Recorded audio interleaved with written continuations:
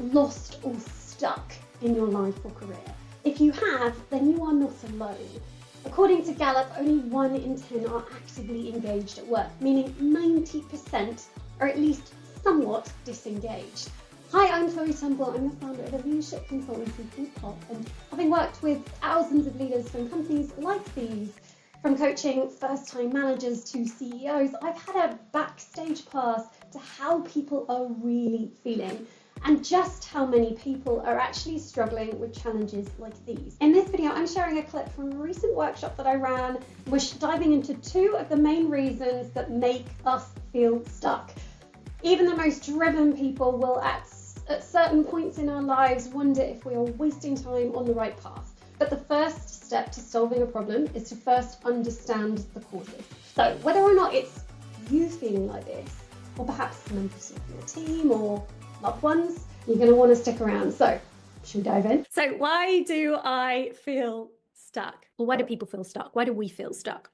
So what we're going to start is by unpacking the 3 main pitfalls that make us feel stuck or keep us feeling stuck. And we're going to start with the first 2. The first one is agency. So an agency is a belief that we can influence the situation where we are. Make sense? The second is optimism. That's a belief that things are going to get better. If we lack both agency and optimism, how we feel is a prisoner. I'll give you some examples. So in a work context, it might be that we have a bad boss or in a bad culture, or we're in something where we just feel stuck. We feel like we are a prisoner. We're not able to influence this person that's making our lives hell. We're not able to influence the company, which is going through redundancies.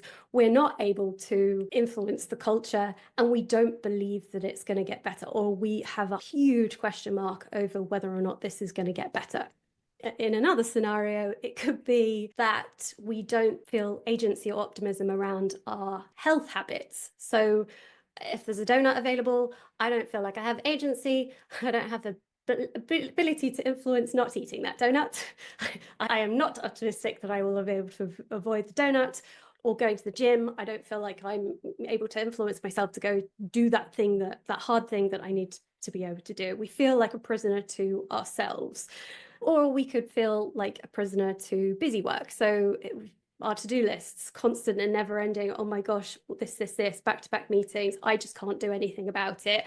My diary is completely full. I am a prisoner to my diary, and it's not going to get better. I will never have free time. Have you felt like a prisoner ever? When, though, we don't have agency, so we don't believe we're able to influence the situation where we are, but we have optimism that things could be better elsewhere or in another guise, what we do is we try to escape. We plan our great escape.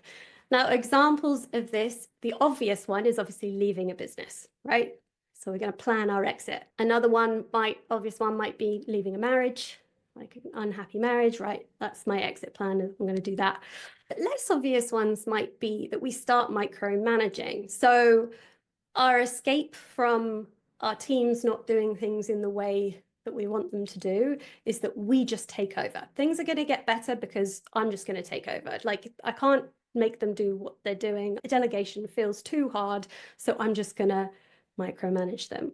Or it could be that we obsessively focus on metrics. Like, in order to feel better about it, we're going to look at the metrics, blah, blah, blah, blah. We don't feel we're necessarily going to be able to influence the outcome. Or it could be that we overly outsource. We look to other people to solve the problems for us. So that is kind of examples, and there's many, many more than that, but examples of where we plan our great escape. The third scenario is where we lack optimism, but we feel like we have agency. We feel like we have agency. And this, did everyone here and is familiar with the concept of quiet quitting? Yeah, it was really big kind of post-pandemic.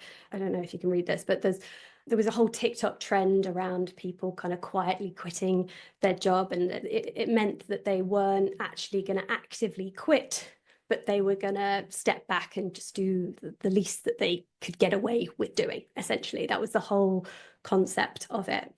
But for me, quiet quitting is almost a way of empowering ourselves with agency by saying, you know what, I'm just going to step back to the, I'm not going to get involved in there because I don't believe that it's going to get better. So the influence that I have is to just get through. And again, this can look different. It could be that we put our feet up and try and do the least amount of work. But equally, it could be, let's say, there's a debate going on about a piece of innovation that you don't agree with that is about to launch. It could be that you just stop having the fight on that fight. It's you quietly quit from, you disengage from having the conversation or entering a conflict.